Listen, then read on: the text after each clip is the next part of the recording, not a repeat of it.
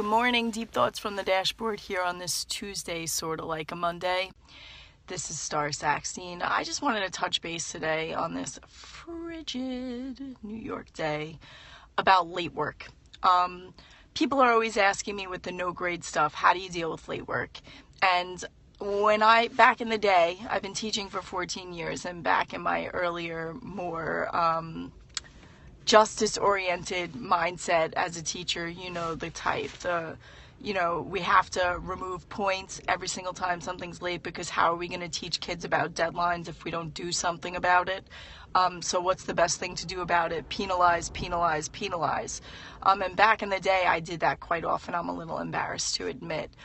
Whether it was 5 points a day or a letter grade or whatever the system was that I was in that was expecting me to take points off for kids who missed deadlines, put really a bounty on this idea that the deadline was more important than the quality of the work. And the more time that I've spent in the system, the more time that I realize that this is really about mastery. No two kids are going to get it at the same time. And I think that that's something that we really need to address, that I could have a deadline and it could be a suggestion and I can expect things due that day. But penalizing kids from their level of achievement, if it just takes them longer to do something, doesn't actually solve the problem. Because what it eventually does is, if you're going to give grades, it waters down the communication of what a kid knows and can do because they weren't able to do it in the allotted amount of time. Now, there's lots of reasons why kids don't make deadlines. Some of it is their fault. I'm not going to lie. Some of them are just lazy. They'll tell you themselves. Some of them are bad at managing their time, or they're disorganized.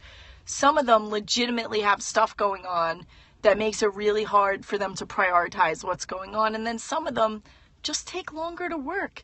And it's not because they're trying to, thumb you down in some kind of way and make a mockery of you. It's because they want to do it right, and that takes them a little longer than it takes other kids.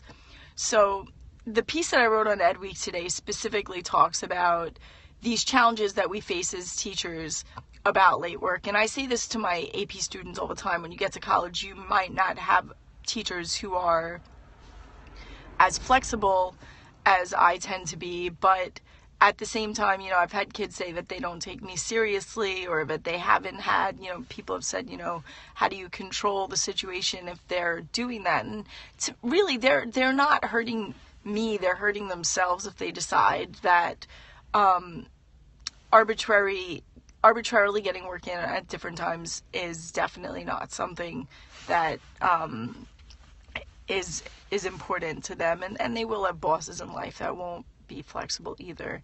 So, there are ways to teach how to meet deadlines. We could talk to them about time management. We could talk to them about benchmark dates. We could talk to them about backward planning.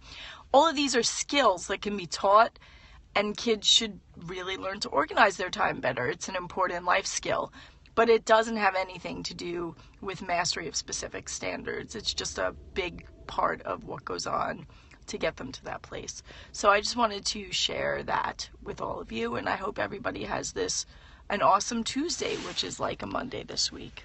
Have a good one, folks.